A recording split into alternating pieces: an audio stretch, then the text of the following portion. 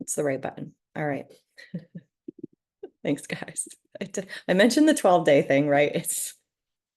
We're going on fumes here.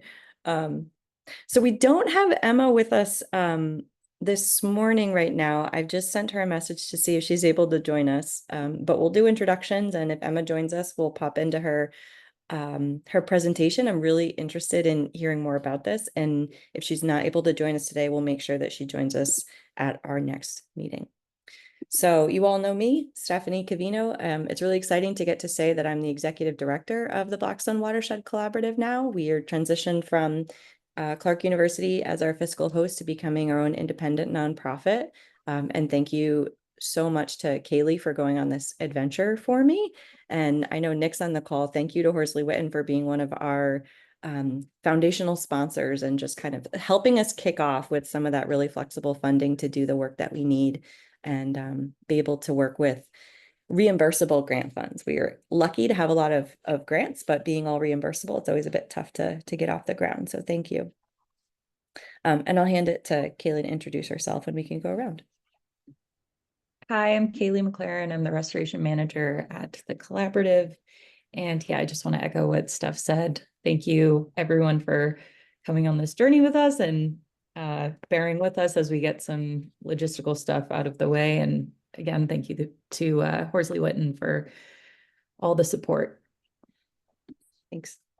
That means we'll hand it to you next, Nick. The place of honor. Thanks. I feel like it's I don't know if I deserve that, but thank you. This is Nick Cohen. I'm a environmental planner at Horsley Witten. Yeah, congrats to the collaborative, and we're happy to support and see what comes next. Very exciting. Thanks. Dan. I'm Dan Giza, a fishery biologist at Verdantis and also a Tattock Brook Watershed Association member. Thanks. Sarah. Hello, I'm Sarah Plotnicki. I work as an associate resiliency planner at the Central Mass Regional Planning Commission. Thanks, Sarah. Sarah Bertrand. Hi, I'm Sarah Bertrand, she, her pronouns. I'm an education coordinator with Mass Audubon, based in Worcester at Broad Meadow Brook Wildlife Sanctuary.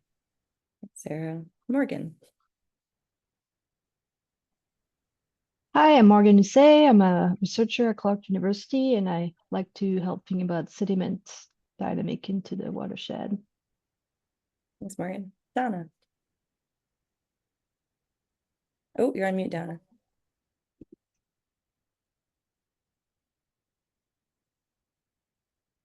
I think I get the hang of this by now. Donna Williams, Blackstone River Coalition and Blackstone Heritage Corridor.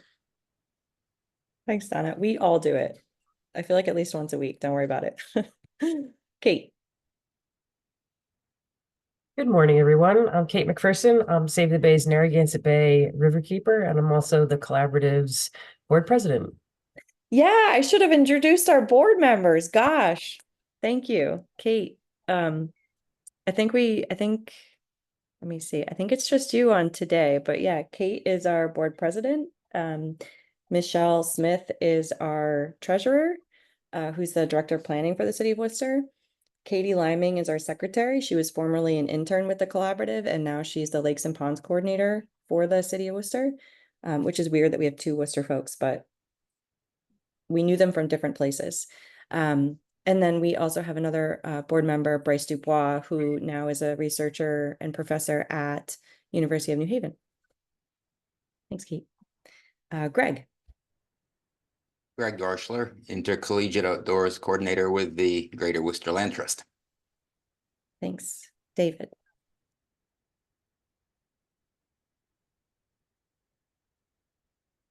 David Tapscott. Oh, David, thank you. Okay. Yeah, David Tapscott, Oxford Board of Health, and involved with Sarah Plotnicki with CMRPC and the MVP 2.0 project, which is a Mumford River Valley project, MVP project. Yeah, I would also love to hear more about that. I should pick your brain, David, about what's going on there. Okay. Yeah. Anytime. Yeah, thank you. Yeah. Amanda? Hi, Amanda Coffier. I am a senior lab tech for Blackstone Clean Water. Thanks. Beth. Hi, I'm Beth Bone. I'm at Clark University in the biology department and environmental science departments. I teach undergrads conservation biology and ecological restoration and stuff. And I love that kayak trip. I feel like I've been on it a little bit today. It's definitely making my Friday a lot nicer. So thank you for sharing. Yeah, you're welcome. We'd love to take you out sometime too. We will, I promise, this year, in the next year at least, maybe not this fall yet, but we'll plan a trip, if not totally public, at least for partners. We got to get some more folks out and see it. Heather. Hi, I'm Heather Perry. I'm with the Blackstone River Coalition. I'm the Water Quality Program Coordinator. Thanks. Thank you. Rebecca. I'm Rebecca Krieger. I am the Cultural Resources Director at Blackstone River Valley National Historical Park. Thanks, Rebecca. Judy. Good morning, everybody. I'm Judy Rondo. I am in the excuse me, allergies, non-point source management section in the watershed planning program at Mass DEP. Thanks. Danielle. Welcome, Danielle. Good morning, everybody. Hi, I'm Danielle Moore. I'm the Watershed Outreach Manager for the Narragansett Bay Estuary Program. And I'm brand new in my role. I've been here for just under a month, so I'm really excited to meet you all and work with you all. Thanks, Danielle. Yeah, we're excited to have you. Vincent.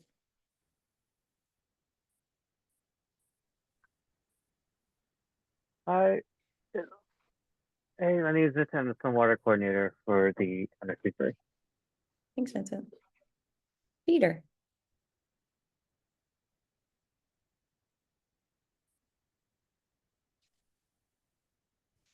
Peter Coffin. There you go. Can you hear me? Sorry. Yep, First time that's on okay. my microphone. Peter Coffin, Coordinator with the Blackstone River Coalition and Blackstone Headwaters Coalition. Thanks. Heidi? Hi, everyone. Heidi Ritchie, Director of Policy and Advocacy at Mass Audubon, and I'm also on the board of the Massachusetts Rivers Alliance and the Mass Association of Conservation Commissions. And locally, I serve on the Nashua River Wild and Scenic Stewardship Council. So lots of water-related stuff. No problem, yeah. Bill. Bill Napolitano, Taunton River Watershed Alliance and Taunton River Stewardship Council. Thanks, hey, Bill. Congratulations to you too. That's awesome. No problem, thanks. And Adam. Hi, this is Adam Nod from the town of Auburn. Thank you. Sorry, I got distracted there. Emma's texting me to figure out what the link is here, so I think she's going to be joining us in a minute, but let's go over some other updates here. Kaylee, do you mind taking the university updates there? Yep, sure. Yeah, so first up is Paul Matheson. I don't think he's on the call today, but we've been working pretty closely with him. He's a professor at WPI, and he's working with a graduate student to research how green infrastructure in the watershed could mitigate CSOs. So I actually know the graduate student. Her name is Laura Cross, and she works at Beta, which is a consulting group. And she actually did my culvert training. So I know her from that separately, and she's lovely. So really excited for that work. Apparently it's on track to be finished in December. So we're hoping to share it out more widely after that. And Paul also gave an update at Clark University as part of the Marsh Institute seminar program that they have. And I attended that, and it was a really great update. Lots of really exciting work being done there. So hopefully we'll have an update for you soon once that's kind of finished up.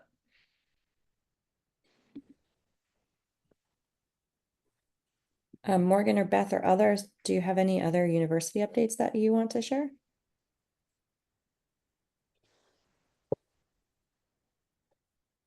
I do not at this point. Thanks for asking.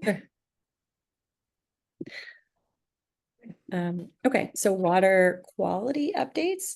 We haven't had any CSO events. We haven't had any rain really since our last meeting. And Kaylee, do you want to talk about the CS No group? Sure, yeah. So this new group, CS No, was created by Mass Rivers. And the goal of that group is to come together with other watershed organizations across the state to come up with a policy ask that Mass Rivers can advocate for. So we met in early September on the 5th, and it was a really great meeting, just kind of getting the lay of the land, sharing ideas, all of that. So we'll keep you updated on any decisions that that group makes and kind of what's going on there. And we also have, as a reminder, before CS No, we made a Blackstone specific CSO working group. So if folks are interested in learning more about that or participating, let us know. That meets every other month. I think the meeting was right before our paddle, so it'll be another like 2 months before our other one. And we're trying to figure out exactly what the way forward there. It's basically on improving whether it's education and outreach programs or offering tours or other technology improvements that we can advocate for. We're trying to figure out what the best strategy is and have a lot of different ideas on the table. So we'd love to chat with you more about that too. Anything else on water quality? Okay. Heather? Yeah. I don't know if you want me to do it here at partner updates, but we're still doing our monthly, the BRC is still doing the monthly water quality monitoring. And we're always looking for volunteers to go out. It's once a month on the second Saturday. And we are hoping to, well, we're going to apply for the water quality monitoring grant offered by the DEP. So we are kind of, I had sent out a couple emails to some people looking for ideas of to add to our program that we could put in the grant application. So if anybody has any kind of areas of hotspot like interest that they're planning on working on with like some water quality data, we are looking for ideas of ways to add to our program too. So, and we could help you out. Yeah, great. Thank you. Yeah, we're waiting to hear back. So the 604B grants haven't been announced yet for watershed-based plans, but hopefully if the CMRPC and the Blackstone get that grant, that'll be a good opportunity to partner up on that as well. So yeah. Could I add? Sorry. This is a kind of repeat because we're also waiting. We applied for a 319 environmental justice. We haven't heard. That should be coming out very soon.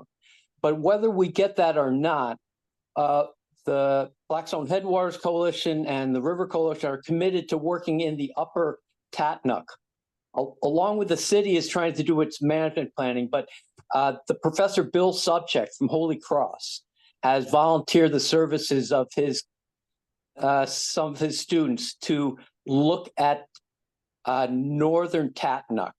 If we get the grant, we would be able to tap into Bob Hartzell and really do a detailed upgrade. But Worcester State has always done, and Dan can speak to this, annual testing. So we've developed a new site just upstream.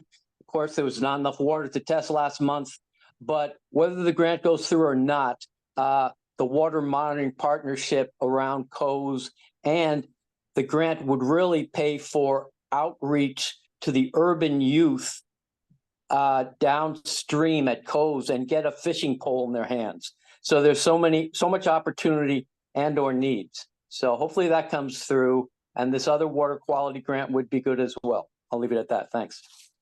Sure. Yeah, thanks. And I don't think we have anybody from the city of Worcester on the call right now, but I know that they've been working on creating 3 smaller sub-watershed-based plans, I think through different funding sources via, I don't know if it was BIL or ARPA funding, something like that.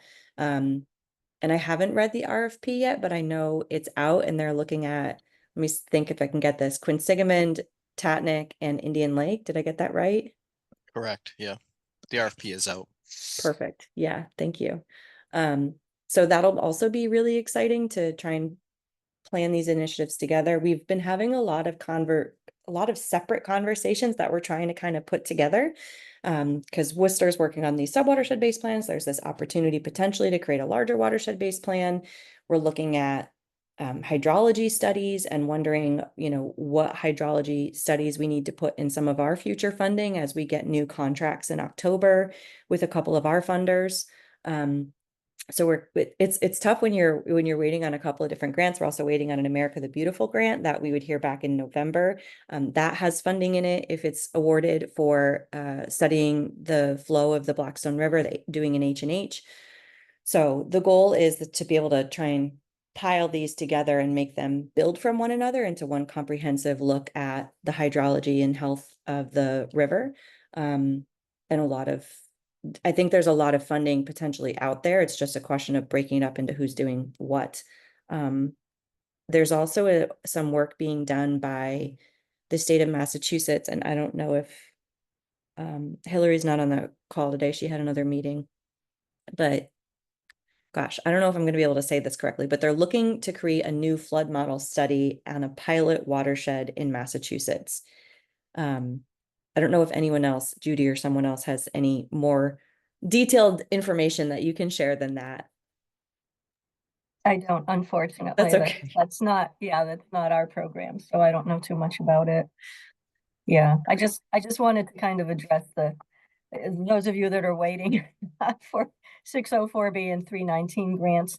The procurement process is fairly lengthy, as you know, and we typically won't have a final decision until probably late fall, early winter. So we had a lot of really, really great proposals this time around, and we just ask that you be patient. I know it's hard, as we work through the process that we need to do so that we can get to the final announcements. Thanks, Judy. Sure. Yeah. So anyway, there's a lot of different projects going on around both water quality and water quantity. So hopefully we'll be able to pair those together in a way to build from one another throughout the watershed. I also wanted to share that MVP has open expressions of interest for their FY26 action grant. So if communities are interested in pursuing potentially some kind of action grant, it's a pretty easy process to just submit a letter of interest or an expression of interest, and to talk to, in our region, it would be Hillary King, about what your idea is. And the earlier the better, the more time they have in the beginning. If everyone waits to the last day, they have less time to kind of like run through all of these proposals. We'd also be happy to chat with you unofficially. We're not the state and can't give you the same kind of advice, but of trying to help pair different communities working together or building from a project. So let us know if you have anything specifically in the works. And let me see. There's some other updates that folks have asked us to share. If people are around next Thursday, the SNEP network, which is one of our funders, we're a partner of, has been awarded the next 5-year host, I suppose. So SNEP Network is hosted by the Environmental Finance Center at the University of Southern Maine, which is like a really complicated thing, but SNEP Network is part of SNEP. So SNEP is Southeast New England program at EPA. And then under that, there are these 2 other branches. There's the SNEP program watershed implementation grants and environmental justice SOAR grants that are run by Restore America's Estuaries. And then there's also the SNEP network, which provides technical assistance. And so it funds groups like the Collaborative and Rhode Island Audubon, Mass Audubon, a bunch of different other partners that then can provide technical assistance to communities. So often when we get like a random one-off question of, hey, can you help us with this thing? A lot of that funding is probably coming from the SNAP network. So it helps us fill in those gaps. So they're having a celebration next Thursday and a little conference with some speakers at the Roger Williams Casino, I think in the morning. So let me get the link for you here if you're interested in joining us. Stephanie, while you're doing that, I would just also add that the SNAP network has some really great online resources, tools, recorded webinars, etc.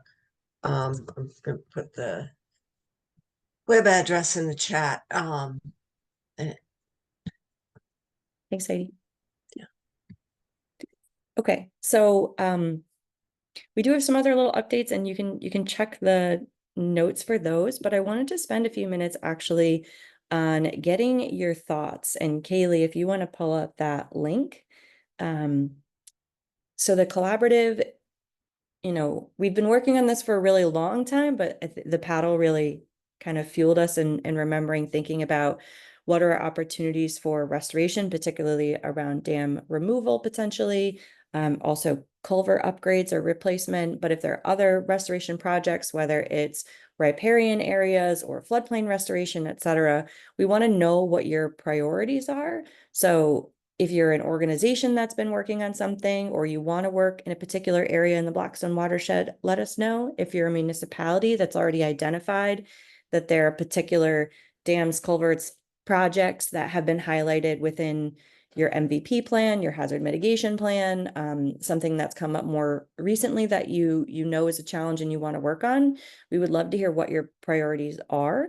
It doesn't necessarily mean that your priority will become the watershed priority, but we want to be able to put these together into something comprehensive, both in Massachusetts and Rhode Island, so that we can get a better sense of what the opportunities are, where we have potential funding, where we have, willing owners, where we have incredible ecological benefit, et cetera, and kind of layer those up to determine what are the ones that we can really push behind as a collaborative. Heidi. Thanks. That's a really great idea. I'm glad you're doing it. As I continue working on supporting like restoration statewide, and the questions I often get, like, how many projects are in the works? How many are getting done? What's the progress? What's the pace of progress we need to meet the big goals that the state has for climate, for mitigation, for resiliency, for biodiversity, for environmental justice?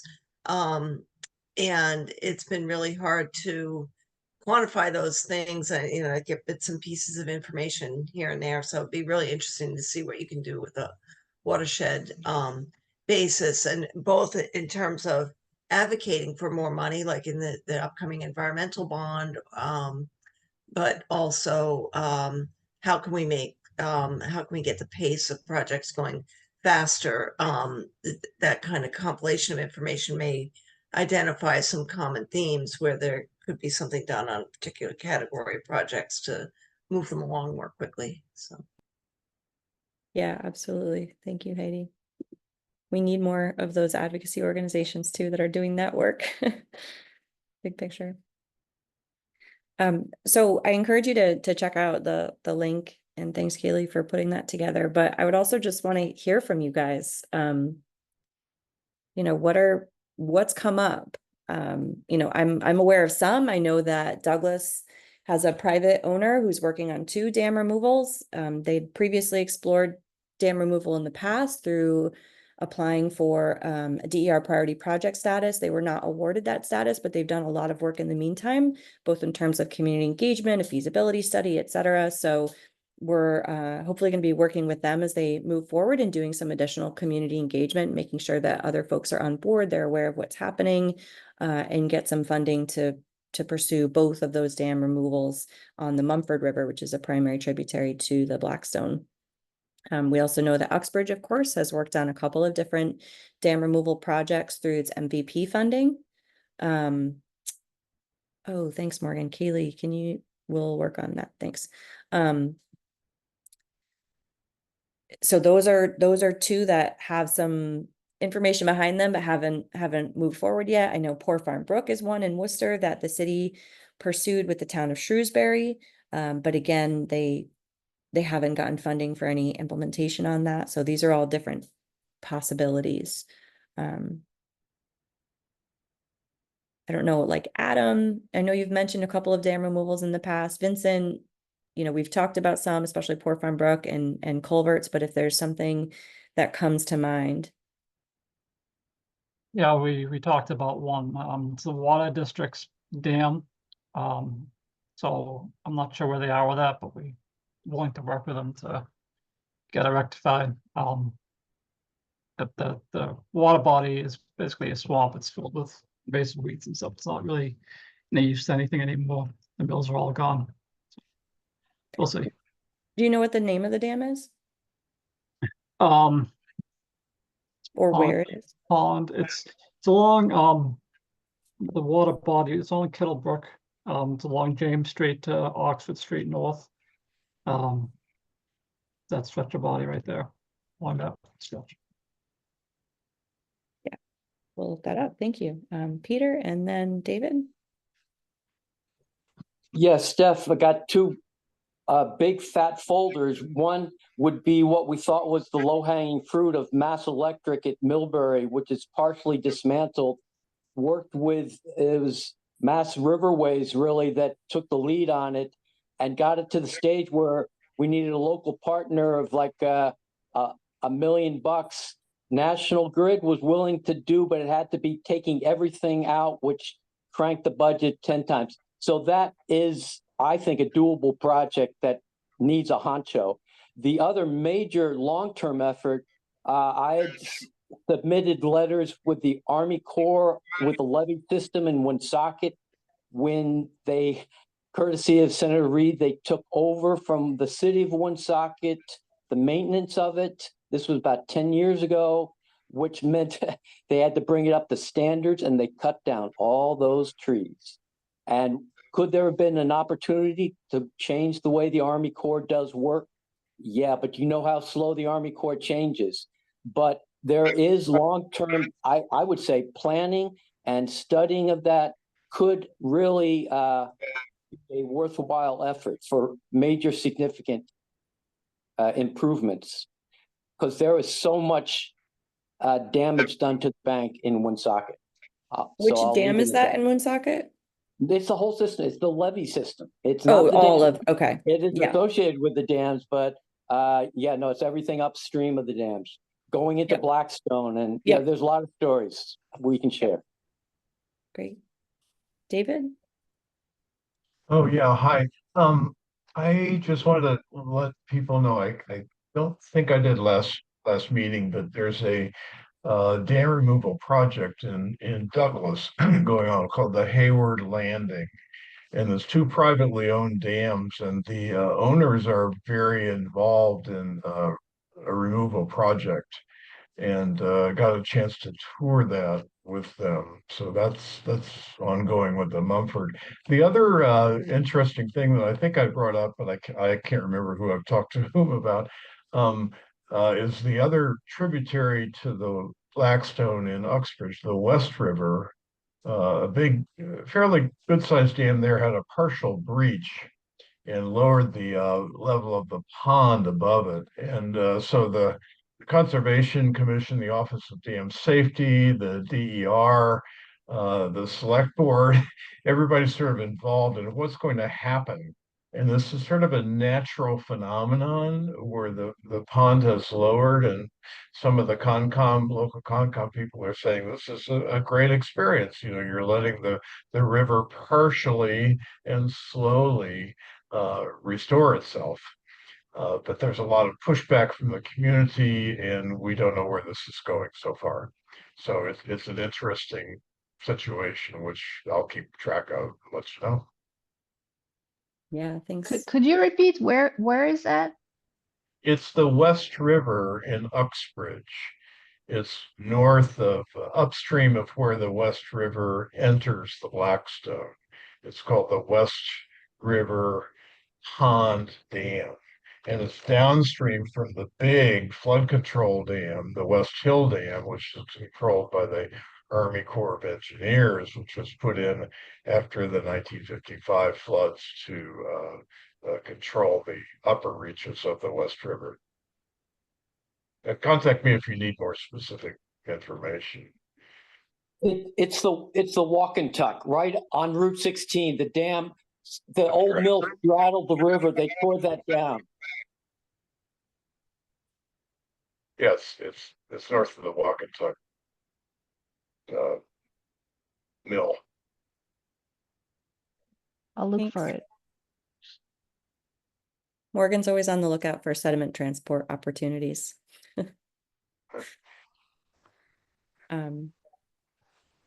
Anyone else have things that come to mind?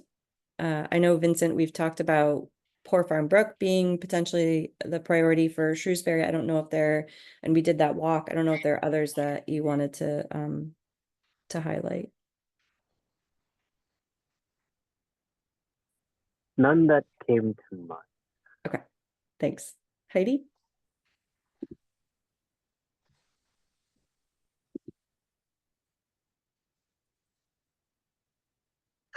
Zoom jumping around. So not specific sites, but there some themes that I see. Okay, we've got 3,000 dams in the state. A lot of them are obsolete. There's a goal, the DFG goal of removing 300 of them by 2050. Alex Hackman and I think that number is way too low. We need to aim higher, because that's like one a month, but we should be doing like at least one a week or a couple a week, especially the smaller dams in more rural areas where there's not a lot of structures and infrastructure around that's at risk. And the other themes that I see are dams that are already being breached, either because they're a safety hazard or they're just falling apart. So they're not holding the water anyway, but there's still a barrier to fish passage, and they're sort of a wreck on the landscape. How can we make removal of those much easier, right? Because what's the risk of removing them? It's not like a whole bunch of water is going to flow out.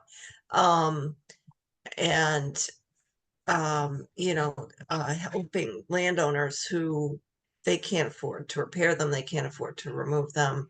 There was a story recently in the Globe about a landowner out in Shutesbury who ultimately they got theirs taken down as an emergency measure, which was kind of a creative way to do it, but we need to make some of these much easier. Not the big complicated ones with lots of buildings and infrastructure all around and contaminated sediments and all that, but some of these simpler ones. Yeah, this is one example of when we were doing the paddle. This is actually 2 dams. This is in Grafton, the Farnhamsville Dam. So there was like an old crib dam that was made out of wood that's mostly failed, and then below it there's another small dam that was built that ran the Farmsville Mill, which isn't functioning anymore, and now it mostly creates a hazard for, like you said, fish and paddlers as well. So we went around this whole thing because it's just too much sticking out to be safe to go over. But is a really good example of, if this were removed and there are these 2 small barriers, there's already sediment going through, there's already water going through, it would open up a very large stretch of river actually before and after this. That is some pretty easy paddling, which is a great opportunity for doing recreational paddles on the Blackstone. Morgan. Yeah, I don't know. Maybe I could say a little word about what we took a little bit yesterday.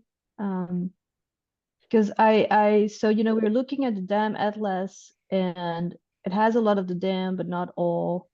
So something we're thinking about doing, maybe trying to do just for the Blackstone, is to really have a database of all the dam, hopefully one day, and have some measurement, some assessment of how much sediment is storing. So that's the thing I care more about. But you could also add, like, so it will be I'm saying that just now because I think for those conversation with the state of saying like which dam should we remove now, if you can flash them, just like the culvert, like putting green all those that are small, easy to remove, sort of like, look, if you have to do 20 in the next 2 years in on the Blackstone, here they are, sort of like an easy way to say they don't store many sediment where we know they're not polluted, they don't have,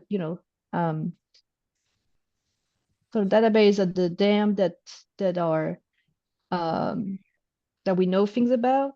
And then for the long run, there is also a question of once you maybe model like hydrology over this, and if you have really dams that are more problematic with contaminated sediment in there, then having those data is also gonna be helpful to think about that more seriously with the modeling.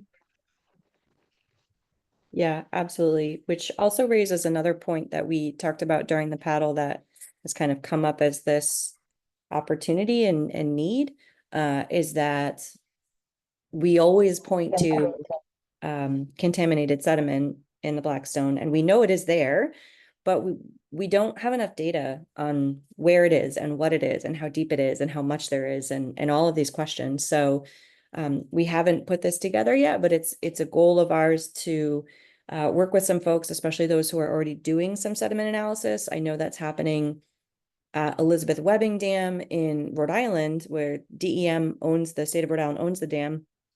And because they're looking at creating fish passage and lowering that dam, they're looking at sediment. So I'm going to be poking Fuss and O'Neill to learn more about their process and how much it costs to do that and how much they're doing and why.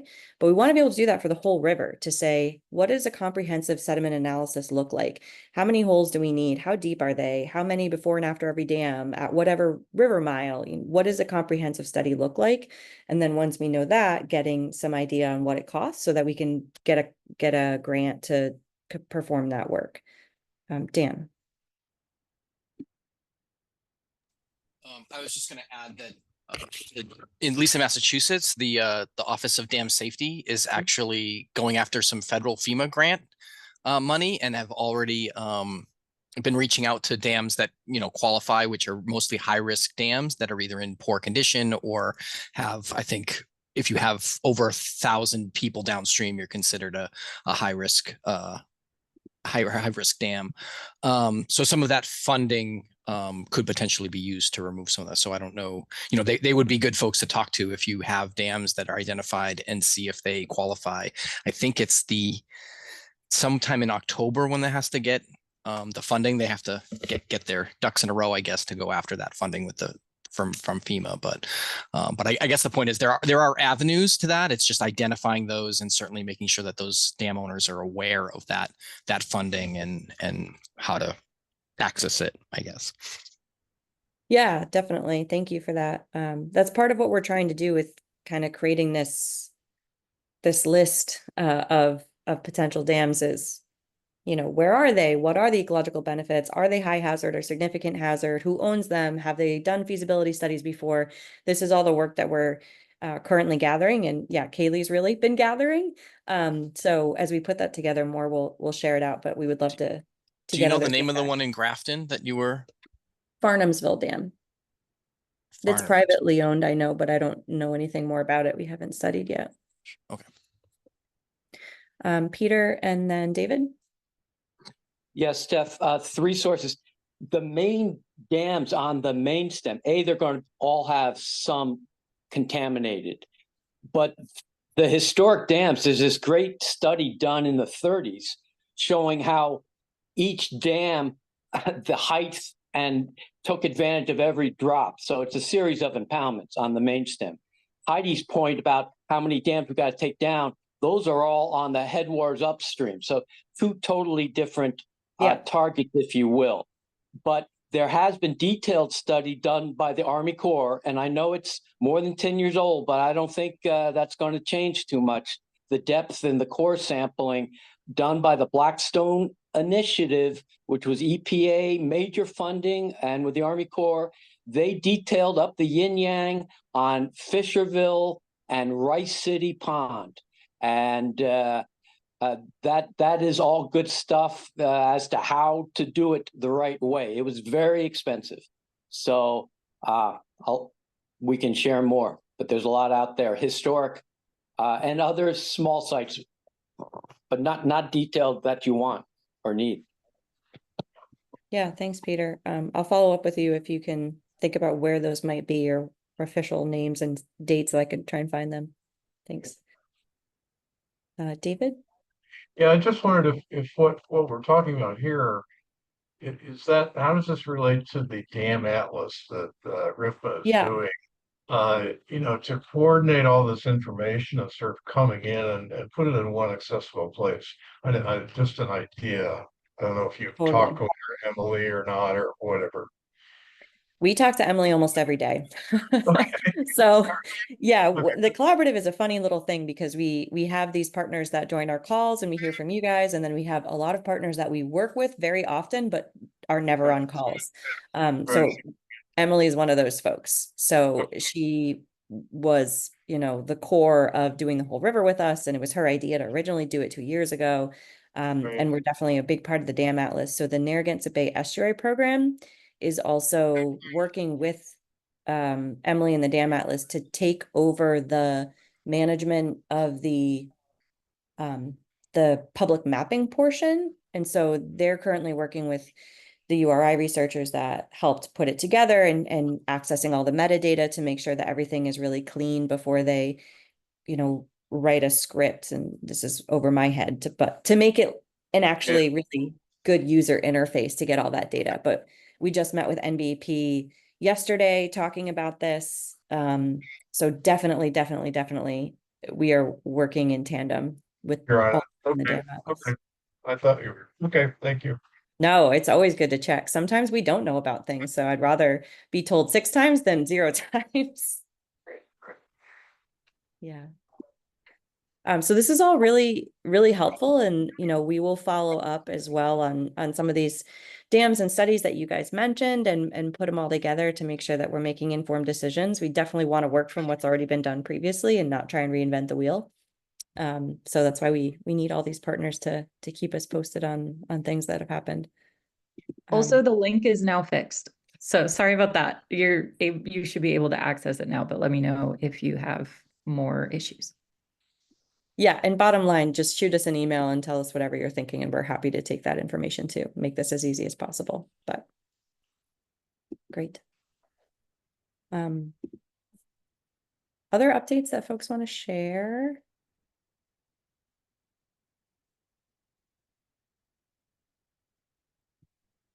No? Sarah? Thanks. Hi, yeah, I'll just share that Broad Meadow Brook hosts a field trip for the 7th graders of the Worcester Public Schools, and we've been working on revamping it so that it's all about Broad Meadow Brook itself. And so getting a bit into the health of the Broad Meadow Brook watershed and the connection of Broad Meadow Brook to the Blackstone River, and also the stream restoration project happening at Broad Meadow Brook, which is currently in planning stages and always seeking community input. There's a survey that I can share in the chat called the Broad Meadow Brook Constituent Survey that's seeking people's input on this project. But again, currently in the planning stages. Heidi may be able to speak more to it. And some of the questions that are being thought through are about daylighting a portion of the brook, removing or perforating a sewer line, a defunct sewer line that runs parallel to the brook and interferes with water flow between the brook and the surrounding wetlands. So yeah, I'll share that survey, and just really excited to be working with 7th grade students and thinking through some of these issues with them too. Thanks, Sarah. Yeah, it's a really wonderful project. I would definitely encourage folks to check that survey out, and I will also take a look. Heidi. Thanks. So just more on wetlands restoration and some of the things that are in the works. First of all, the MACC Fall Conference at Devon's on October 19th. They'll be doing a workshop with Allie Hipple from CLF and Alex Hackman, Mass Audubon's Director of Ecological Restoration, on wetlands restoration and progress and what's being done to further help streamline and speed things up. So hope to see some of you there. We'll also have an exhibit table there. And then there are a few things that are happening. DEP has said that they will sometime before the end of the year be issuing draft what they're calling the 1.5 regulations, which are going to have 4 new categories of ecological restoration permits. The one that's probably most relevant in the Blackstone Watershed would be the invasive species one. I don't know exactly what that's going to look like, but hopefully some easing of removal of invasives, at least in some areas. And then also the Franklin County Regional Council of Governments has been doing a project on riparian restoration, and very soon they'll be coming out with the final products from that project, which will include design typicals and a permitting guidebook. So this is for things like reconnecting floodplains, stabilizing eroding banks, helping with rivers that have been straightened and getting them back to a more natural flow pattern, all that kind of stuff. So stay tuned. Those are a few of the things that are in the works, kind of in the weeds, and then I'm still working on trying to get something broader to on restoration overall. Awesome. Thanks, Heidi. Sarah, is that just a legacy hand or do you have another update? Sorry, legacy hand. All good, all good. Just wanted to give you the option. Peter? Yeah, I'm speaking a lot, but kudos to the Blackstone River Watershed Association, specifically Joanne Hollahan, in continuing to doing education programs with the Enviroscape. She has gotten money from Thunder Mist. This is a fund that was put, gets $16,000 each year for improvements to water quality in Woonsocket. The BRC kind of manages that. So there is a small pot of money that people can tap into if they can show how it would improve the issue in Woonsocket. And let me just say, Mike DeBrois, who was our long-term contact and I feel is a great friend of the river, he had to resign before he took a pay cut. He got caught up in Mayor Baldelli's corruption, and get to know Woonsocket, because it is a crazy town, and hopefully things will get better. But I wish the best for Mike, and hopefully the replacement will be half as good as he was. So keep in touch. Thanks, Peter. And is there like an open RFP for folks to apply to get that funding? It had been an annual, but no, it's a simple letter of saying what you're going to do, who you're going to do, and it's pretty small, but we had saved a lot of money, and Rydam, Dave Choppy, had been very supportive of us, and so we hired RISD to come up with 5 good sites, all city-owned. The politics of it, there's a lot of great plans waiting to be done, a little bit of money that's meant to make it happen, and politics intrudes. So I need to get more informed and work with Mike's replacement, who I think is John, who is steady hands, but it's the ugly politics. Welcome to the real world. I don't know. Thanks, Peter. Judy. Yeah, I just wanted to remind everyone that the Watershed Planning Program has released the Water Quality Monitoring Grant, RFR. So I think everyone's familiar with it, but for those that might not be, eligible activities include direct monitoring of surface waters, any actions that will increase your organization's capacity to perform water quality monitoring, and actions that develop your organization's regional and long-term monitoring programs. And applications are due by 5 o'clock on October 11th. I'll pop the link into the chat for anyone who's interested. Yeah, great reminder. Very important source of It funding there. comes Thank up you, Judy. really fast. Yeah. Yeah. Thank you. You're welcome. Any other updates that folks would like to share?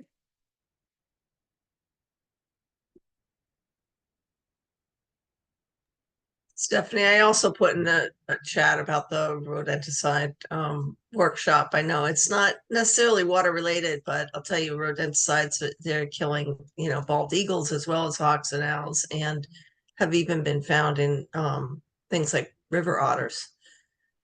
They're pervasive. Absolutely. Yeah, I was just reading an article this morning also on Harvard Forest and other researchers working in tandem with tribes and incorporating traditional ecological knowledge and the fall of the ever common red-tailed hawk. We used to see red-tailed hawks all the time, and they're talking about how many dead juveniles they're finding, and they think that rodenticides might be part of that reason why. Yeah. Okay, great. Well, we will put all of this together for you in some notes.